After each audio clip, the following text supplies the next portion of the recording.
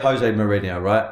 I loved him from a fan's point of view, and I loved the way he was like coming and saying, "Not I'm the chosen one." I mean, that's kind of like what a boxer would say, and I would expect Conor McGregor to say that. But to have a manager that comes to a club that says that, I mean, like you got to have some balls, like really have got to have some balls, and he pulled it off.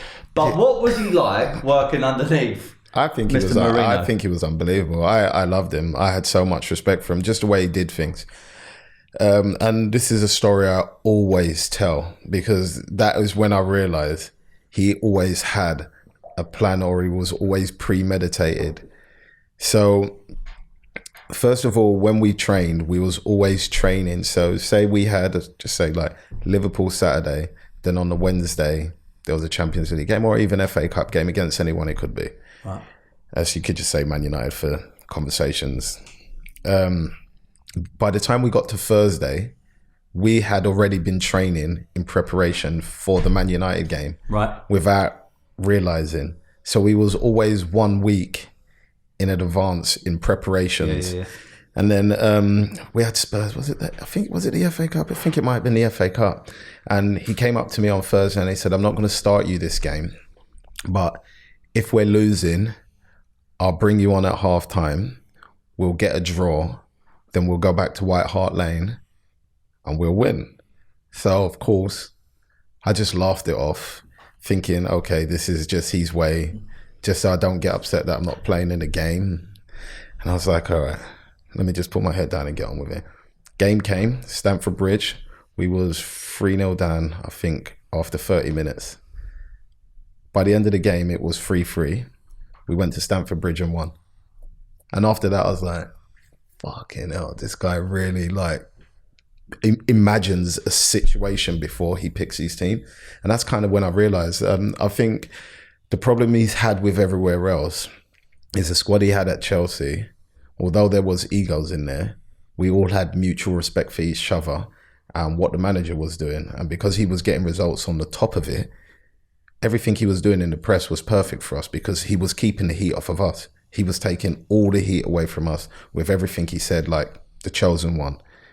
People are not talking about the team no more, whether we played bad or not. Everyone's talking about what Mourinho says. And he's very clever at doing stuff like that.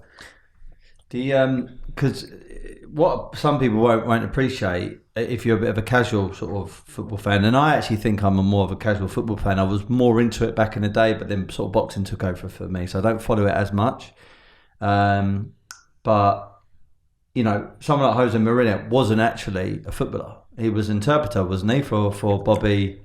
Yeah, he was an interpreter, and then he did the videos, so we'd do all the match, put all that together as well. So not like, I always say the same thing about boxing trainers. You kind of need to have a former pro boxer, or certainly someone that was very active as a boxer, to understand the psychology of the boxer, so you can train them and mentor them and look after them in the corner. Because when you're against the ropes and you're getting beaten up, you need to come back to the corner and have someone there that goes, right, this is what you do in this scenario, and then come out with a game plan.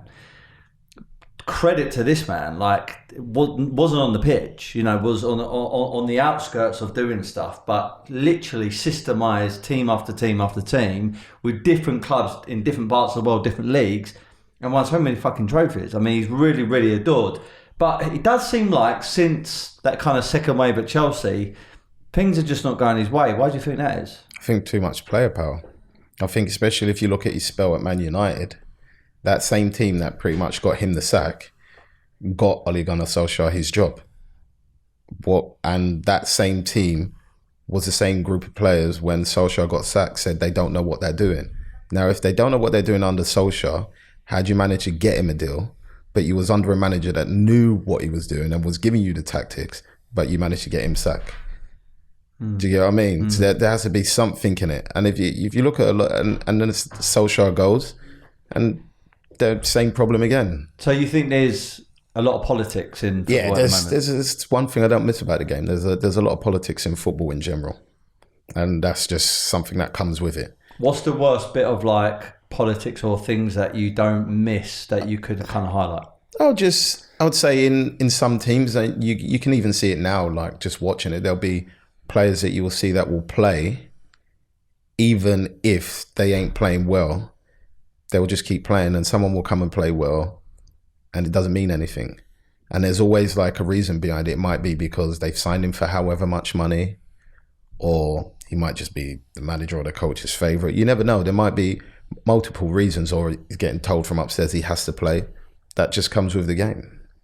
Do you know, just touching on Mourinho, because I'm very intrigued by this man. I would love to meet him one day. In actual fact, one of my goals is I would love to interview him one day. So if you're listening, mate, jump on. The arrogance that he had in the media, like the perception, yeah, which I loved. I love the arrogance. I think that professional arrogance kind of drew people towards him, and they bought into his confidence.